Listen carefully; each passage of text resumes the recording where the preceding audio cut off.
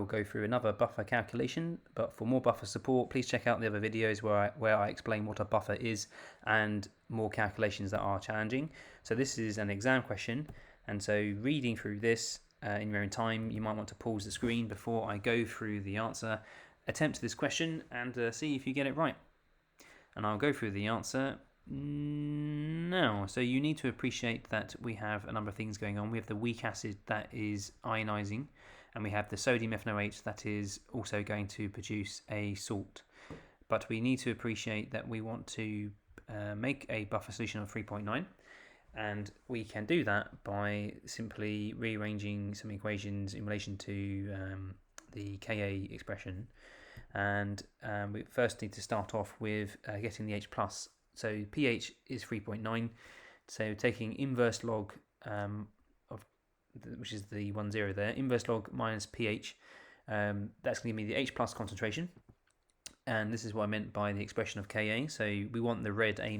We have from the question the orange Ka, the green H+, and the blue HA font. And just substituting those values in will give us the concentration of A-. So rearranging to get A- would be Ka times HA over H+. And then putting those values in will give us the concentration of A- at 0.11057.